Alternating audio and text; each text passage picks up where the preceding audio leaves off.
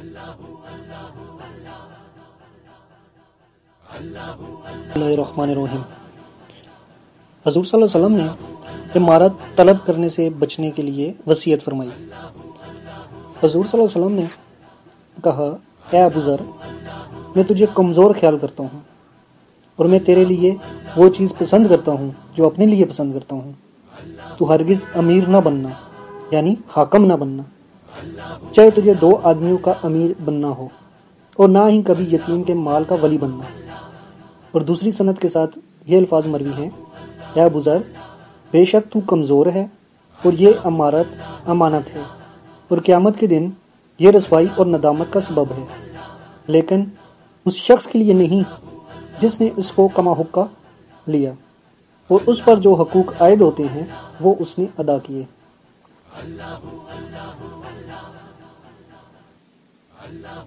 ضعیف اسے کہتے ہیں جو نہ تو ضرر رساں چیز سے بچ سکتا ہے، نہ ہی فائدے والا کام کر سکتا ہے، چاہے ضعف کسی بدنی عارضے کی وجہ سے ہو یا کسی اور وجہ سے۔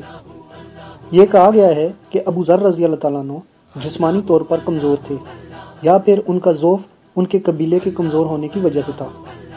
بعض علماء کرام کا خیال ہے کہ اس ضعف سے مراد ان کی رائے کی کمزوری ہے، اور اس کی دلیل آپ کے بعض اجتہاد کی کمزوری ہے۔ امام زوبی رحمہ اللہ فرماتے ہیں، نبی کریم صلی اللہ علیہ وسلم نے ابو ذر رضی اللہ عنہ کی قوت اور شجاعت کے باوجود یہ فرمایا، یعنی یہ پوری حدیث بیان کی، تو یہ ابو ذر کے ضعف اور رائے پر محمول ہے، کیونکہ اگر وہ کسی یتیم کے مال کے والی بنتے تو سارے کا سارا مال خیر کے کاموں میں خرچ کر دیتے اور یتیم فقیر ہو جاتا، کیونکہ وہ نقدی کا ذخیرہ کرنا جائز نہیں سمجھتے تھے۔ اور اسی طرح جو شخص لوگوں پر امیر بنتا ہے تو اس کے اندر بردباری اور نرمی ہونی چاہیے، لیکن ابو ذر رضی اللہ تعالیٰ کا مزاج میں تیزی تھی، تو اس لیے نبی کریم صلی اللہ علیہ وسلم نے ان کو یہ نصیحت فرمائی۔ شیخ الاسلام ابن تیمیہ رحمہ اللہ نبی کریم صلی اللہ علیہ وسلم کا ابو ذر کو امارت طلب کرنے سے روکنے کی وجہ بیان کرتے ہوئے فرمایا،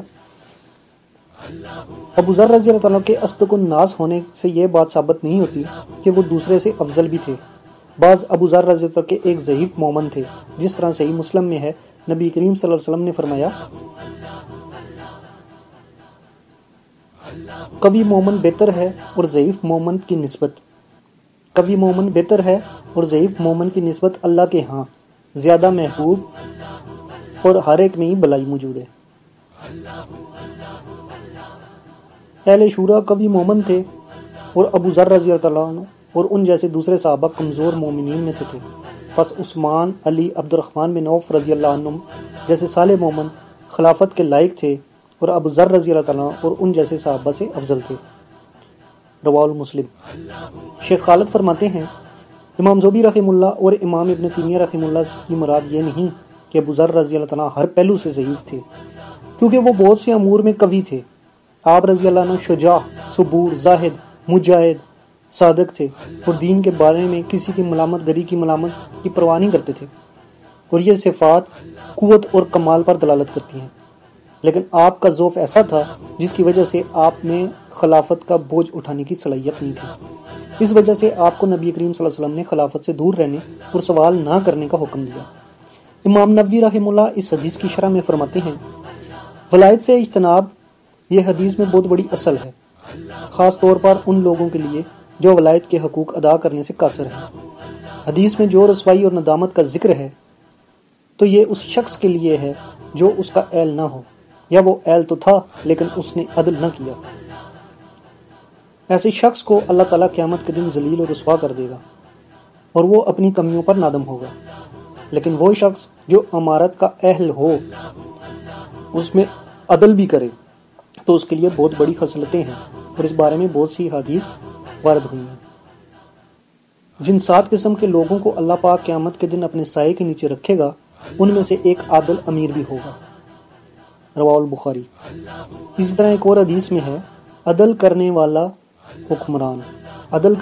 حکمران نور کے ممبروں پر ہوں گے۔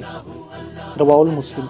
اس کے علاوہ اور بھی بہت سی احادیث اور اس بات پر مسلمانوں کا اجماع منعقد ہے، لیکن ان فضیلتوں کے باوجود اس میں خطرات بہت زیادہ ہیں، اس لیے نبی کریم صلی اللہ علیہ وسلم نے اس سے ڈرایا۔ اسی طرح بعد کے علماء اس طرح بعد کے علماء نے بھی ان سے ڈرایا۔ سلف و صالحین میں بہت سے لوگ اس سے دور رہے اور دور رہنے کی وجہ سے ان کو جو تکالیف دی گئیں ان پر انہوں نے صبر کیا۔ رواہ مسلم۔ حضرت ابو ہریرہ رضی اللہ تعالیٰ عنہ سے مروی ہے، وہ بیان کرتے ہیں رسول اللہ صلی اللہ علیہ وسلم نے فرمایا، اور تم لوگ ضرور حکومت کی حرص اور خواہش کرو گے اور قیامت کے روز لازم باعث ندامت ہوگی۔ اللہ اللہ اللہ اللہ اللہ اللہ